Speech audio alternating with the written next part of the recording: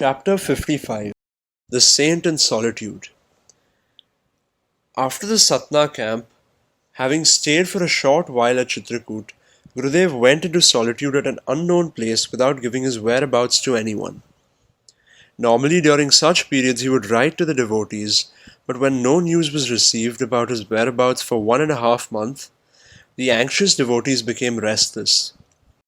Finally, both Dinubhai and Jamnadasbhai received identical letters. "I am going in solitude. Do not look for me." On receiving such letters, they were worried, and both Dinubhai and Jairambhai left Bombay in search of Gurudev. Since MP was Gurudev's favourite, they first went to Guna and wired Jamnadasbhai in Indore to come to Guna with a jeep and a few photos of Pujya Shri in different poses. Jamnadasbhai arrived as requested, and one devotee of Guna, Shri Gendalalji, said that he had seen Gurudev boarding a bus for Kota. They left for Kota by jeep, and in the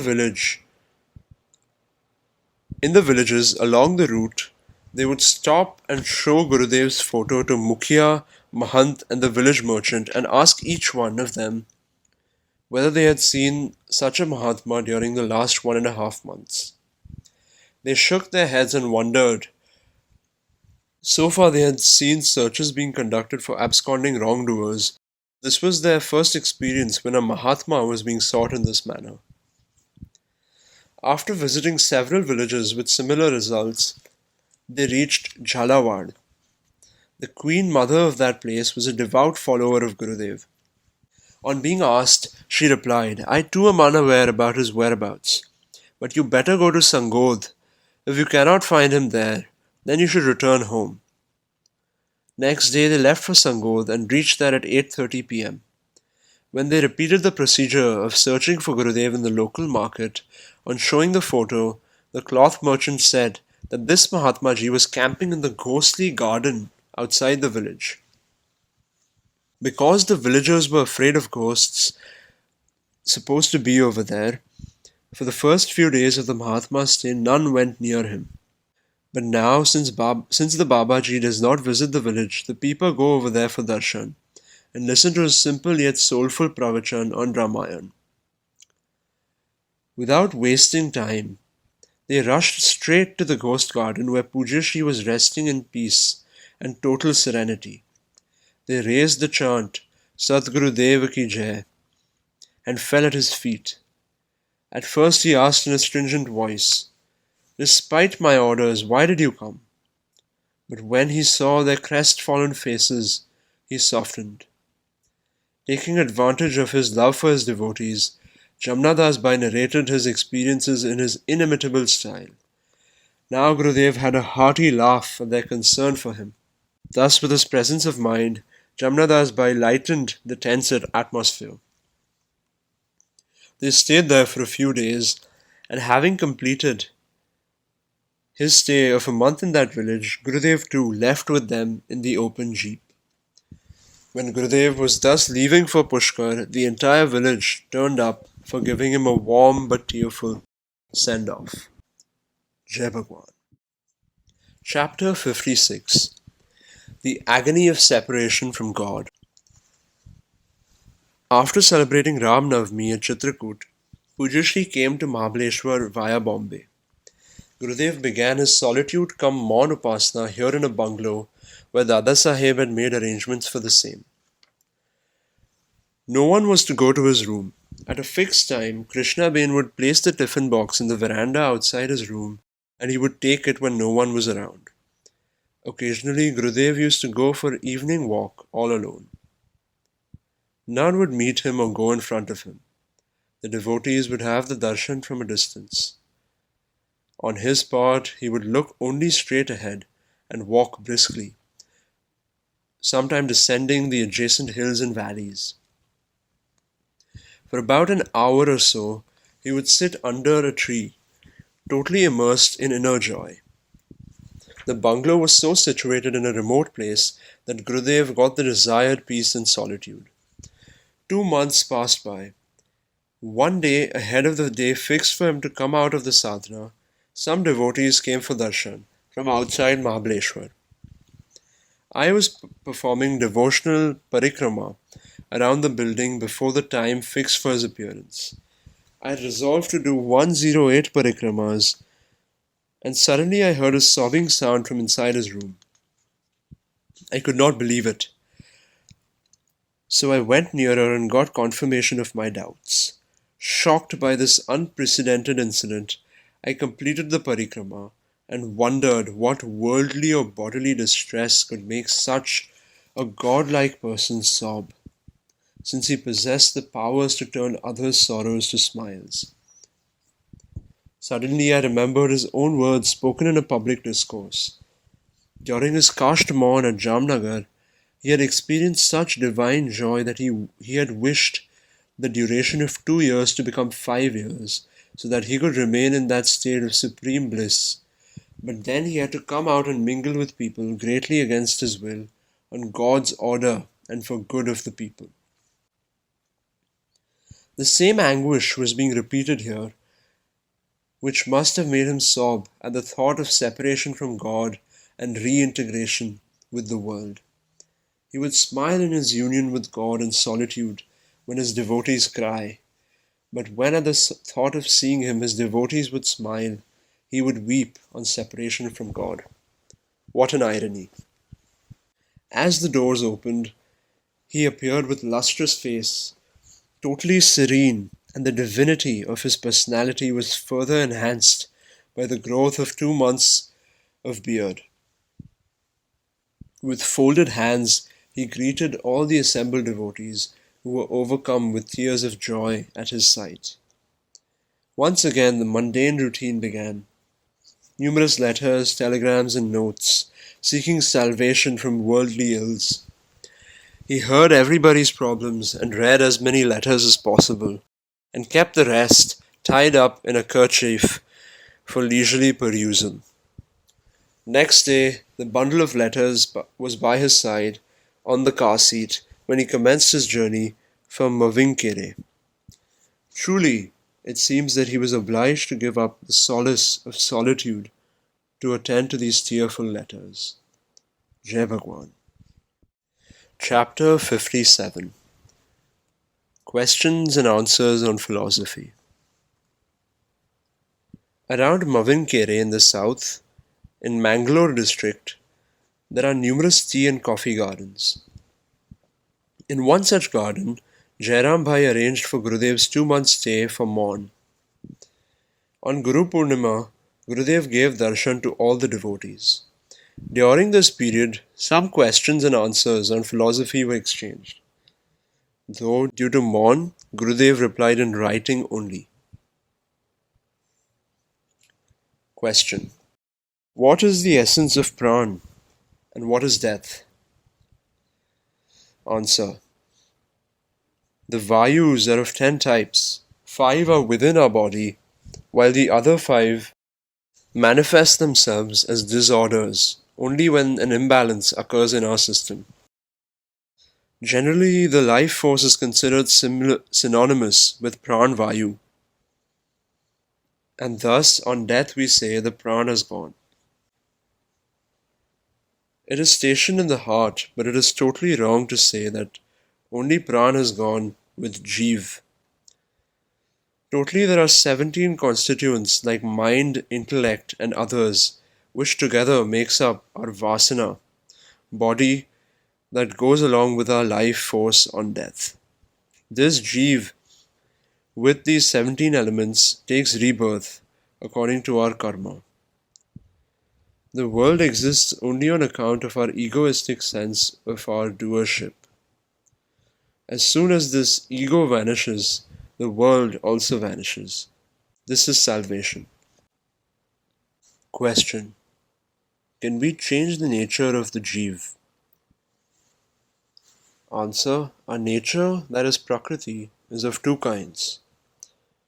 1. Our nature by birth, and 2. By conditioning. The first is Mula, that is inborn nature, and that goes only on death. The second, which is a result of good or bad conditioning, can be changed. Question. What is Jeev? Answer: consciousness of Atman. Question: can the Jeev see itself and experience feelings after the death? Answer: our experiences through sense organs such as touch, smell, sound, taste, etc. constitute our memory. This memory of the world becomes vasan and the reason for our rebirth. A yogi can experience these feelings even without sense organs, but ordinary persons who lack these extrasensory perceptory powers cannot experience these feelings without sense organs. Question: we have heard that Totapuri-ji made it possible for Swami Ramakrishna Paramhans to experience the formless Nirgun Brahman in Saguna form. Kindly explain about Nirgun meditation. Totapuri-ji merely got credit for what Ramakrishna deserved and experienced from Kali Mata, who manifested herself before him in her divine grace due to the saint's own efforts. This knowledge that his Ishta Devi is in Nirgun as well as Sagun form gave him immense joy. Paramahansji was beyond a feeling of ego consciousness, and he made Totapuri-ji realize the folly of the same and Maya. Question: does the world continue to exist for the one who has truly realized the Brahman? Answer: the man who has thus realized does not acknowledge the existence of the world as we know it, but by his mere denial the world does not cease to exist. An owl cannot see in sunlight, but that does not make the sun without existence. Similarly, since God, our life force, and the world are beyond time, they are bound to continue to exist whether we acknowledge them or not. Let me explain meditation by a simple example. A child who cries is at once fed by the mother. Since crying is prelude to getting fed, the child always cries out when he is hungry.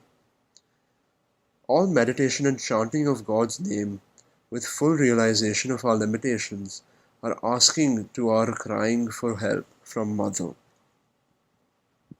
When we meditate on God's glory, greatness and supremacy, our faith becomes stronger, but as soon as our mind wanders from God, then our devotion unto Him gets shaken and weak.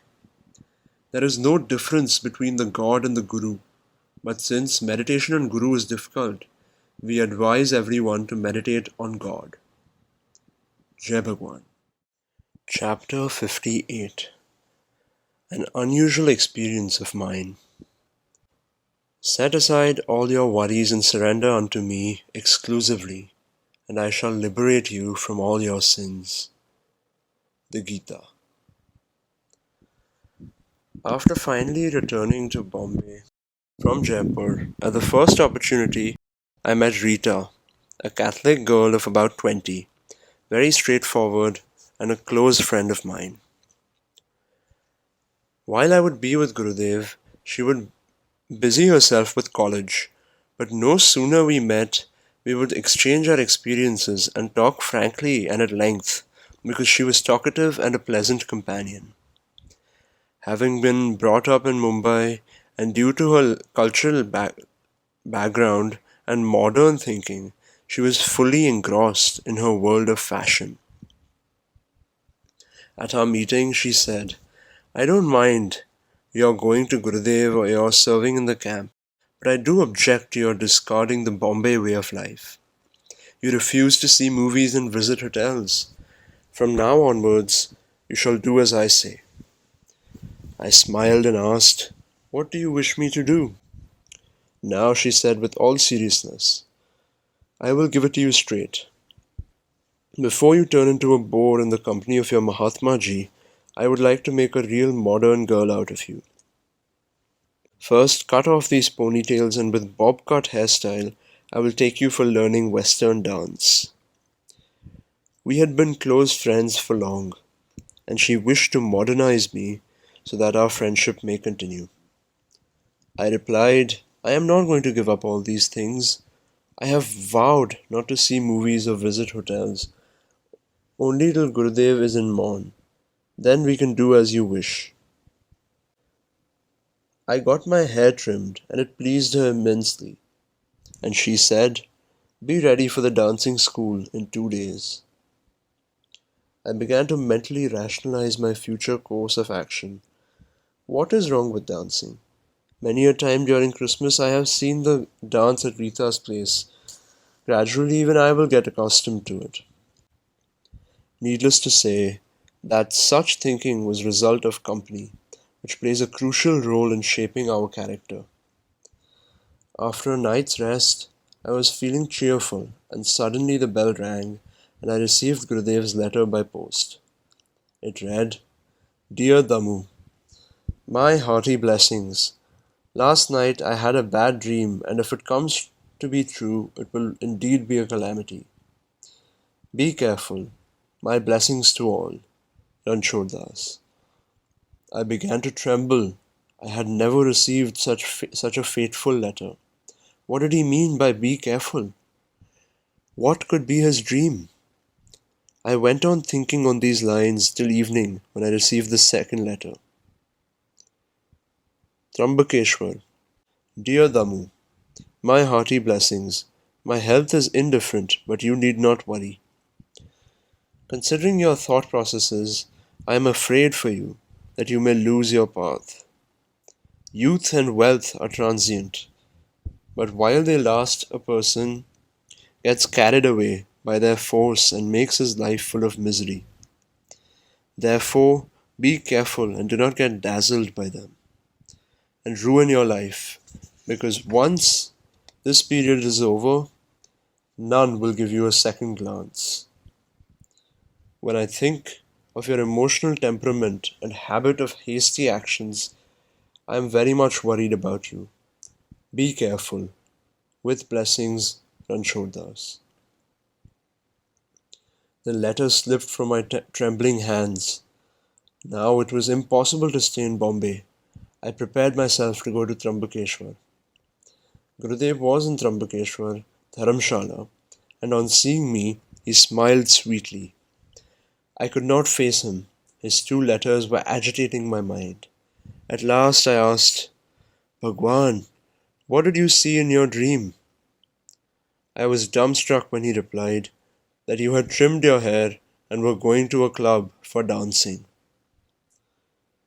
Distance was no obstacle to such Mahatmas. This divine and omniscient saint had undertaken to protect me from all harm on my having surrendered unto him. He had graciously given me Diksha at Satna, and had thereby accepted my surrender and had undertaken to shield me from all evils. This was an opportune time for him to discharge that responsibility. His words had their electrifying effect. I promised that at all times I would follow the path as may be shown by Pujya Shri. Had I listened to Rita and allowed myself to be immersed in her world, in course of time that transient dazzle would have faded and would have left me empty and exhausted. It was indeed my good fortune that Shri Gurudev had showered his benign grace on me and saved me and stopped me from going astray.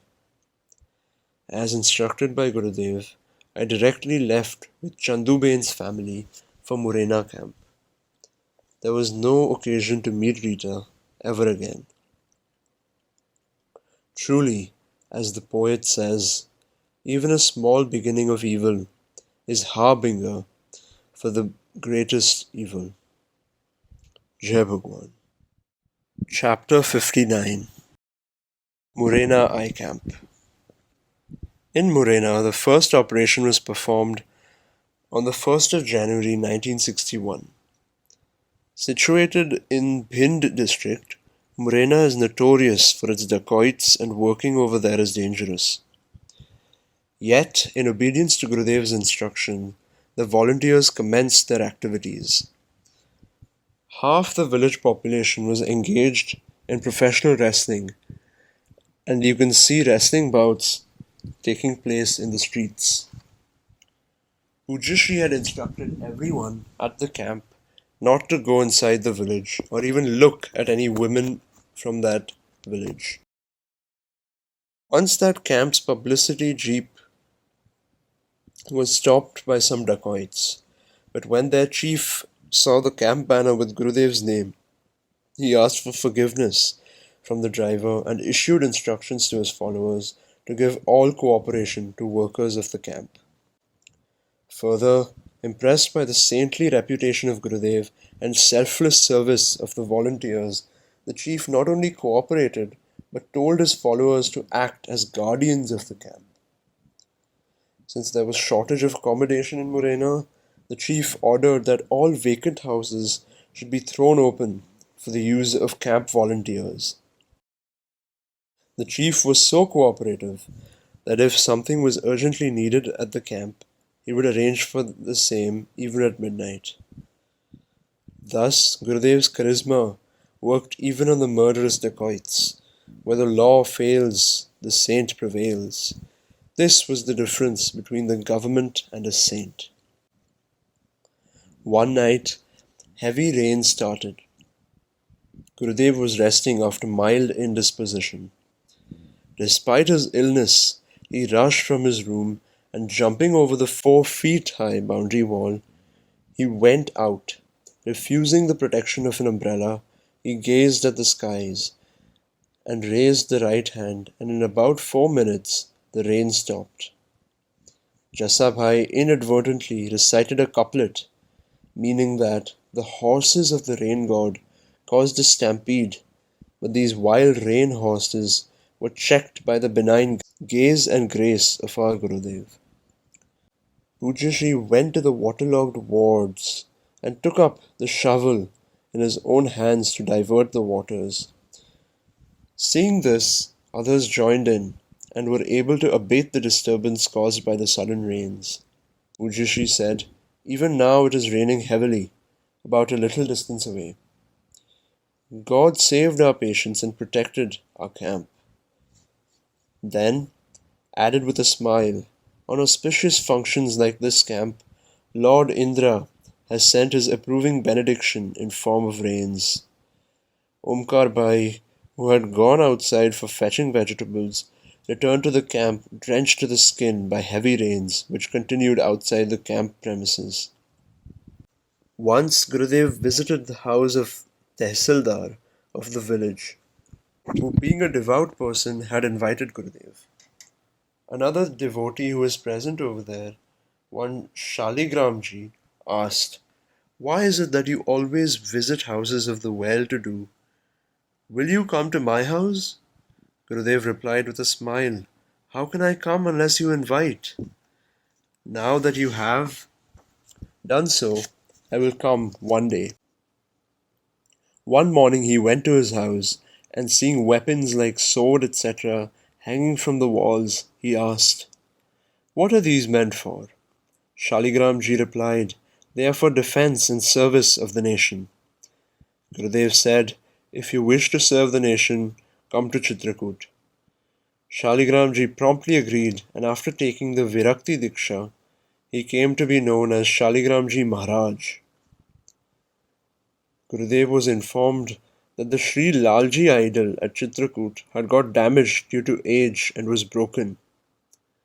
He sadly remarked, "Sri Lalji has gone," and added, "Who can oppose God's wish?"